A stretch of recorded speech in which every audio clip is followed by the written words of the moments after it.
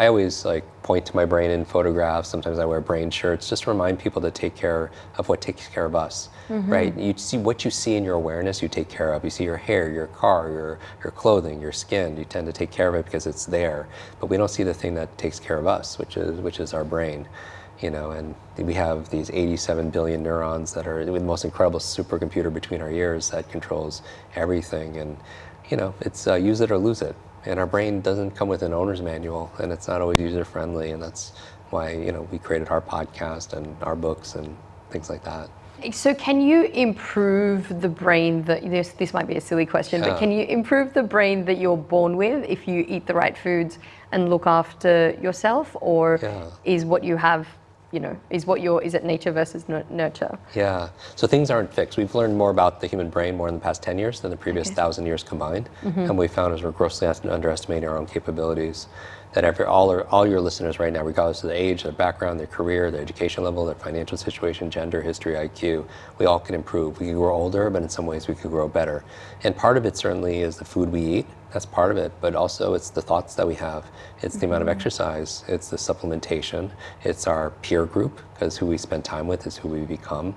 Some people are energy vampires, which are not necessarily good for our brains. Clean environment is also very good for our brain. Clean water, clean air. Even when you make your bed or you clean your laptop, your external world reflects your internal world. Things like protecting your brain, wearing a helmet, or avoiding extreme sports for your kids. Sleep, so very important. If you don't get a good night's sleep, how's your focus, how's your memory? I want to talk about sleep. What is the optimum amount of sleep, and how important is sleep for the brain? Yeah, so sleep is very important. The numbers vary in terms of it's individual for per person. What's more important than the quantity of sleep is the quality of sleep. The deep sleep is when we're recovering our body. Our REM sleep is when our minds are recovering also as well. I would say when it comes to sleep, it's important for your brain for a number of reasons. Number one, it's where you clean out beta amyloid plaque that leads to brain aging challenges. So when you sleep, the sewage system in your brain kicks in and it cleans out things that shouldn't be there. It's where you consolidate short to long-term memory. So if someone has long-term memory issues, they might want to check their sleep or do a sleep study.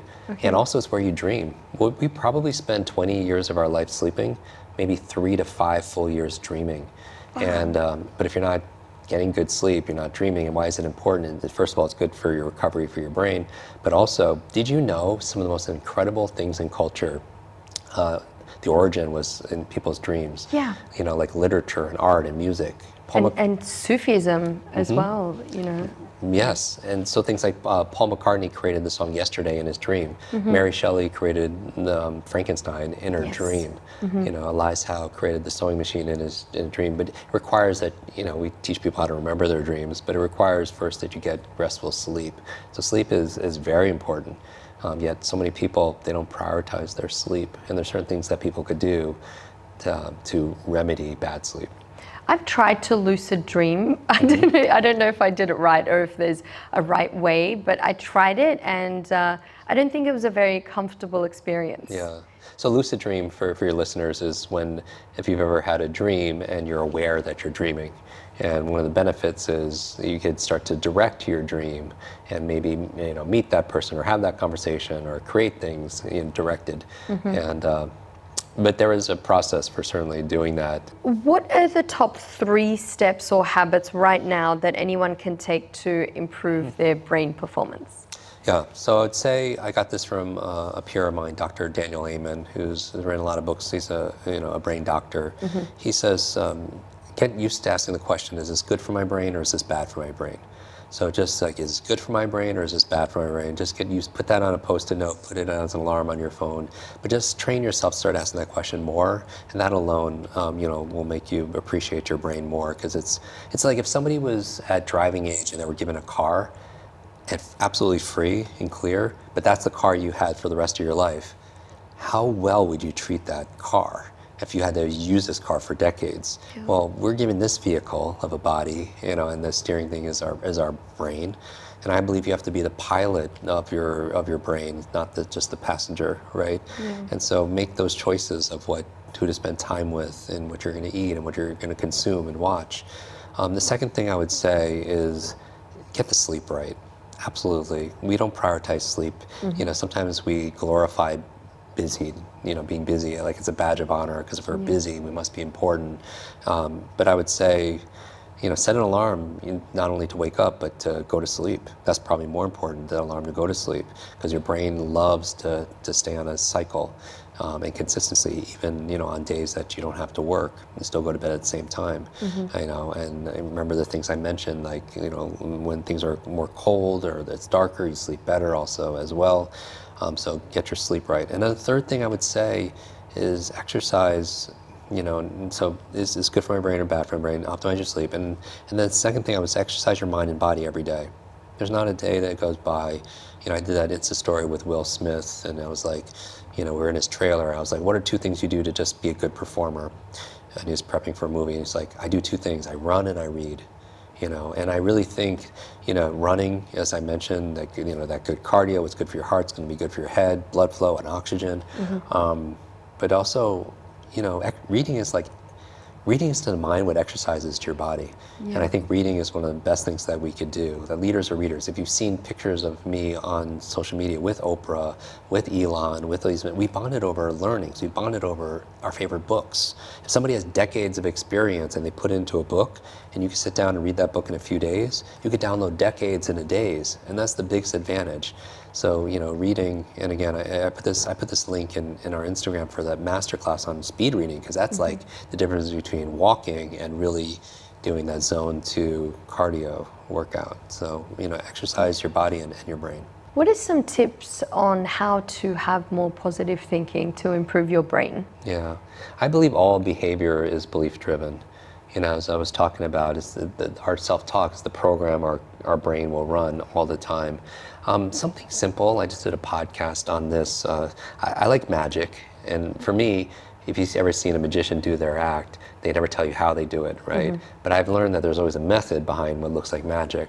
Even with myself, where I read a book a day, or remember people's names, or these mental feats. I like to pull back the curtain to show people how to actually do that for themselves, so they can advance their learning and advance their life also as well. I would say in magic they have this phrase abracadabra. And so if you just look at the acronym ABRA, A-B-R-A, the A, so let's say you have a negative thought, right? The A is automatically you acknowledge it. Like, I don't try to fight it, because if I fight it, it's like telling you, your brain doesn't process negatives. You can't say, don't think of a big purple giraffe. Don't think, whatever you do, do not think of a big purple giraffe, right? We're gonna think about it. And so if you say, don't think about this stuff, you're just gonna think about it more. So I would say acknowledge it, because what you resist persists. It'll just get deeper. Right. The B, so that's A, is acknowledge. The B is breathe. We know the power of breath. You've had conversations on your show about this. It's a wonderful way to be able to bridge your conscious, your non-conscious, your autonomous nervous system. And so I would say I would breathe into where you think that belief is, or that thought is. So, breathe, you could visualize it. The R is release. So when I breathe in, I'll breathe into it, something, and then I'll release that thought out. And then the A in ABRA, the last A, is align. And what I mean by that is add a new thought. Or maybe, and usually it's the opposite of what you were just thinking. Maybe you were just thinking like, I'm not smart enough. And for me, like, what I would do is add a little word like yet at the end. I can't do this yet. Or I'm not smart enough yet. Even adding a yet, a 3 little letter word, changes everything. Even things like our self-talk is like, oh, I gotta pick up the kids. I gotta work out today. I got to meditate. Even if you change the word got, and then change that O in got to E, get.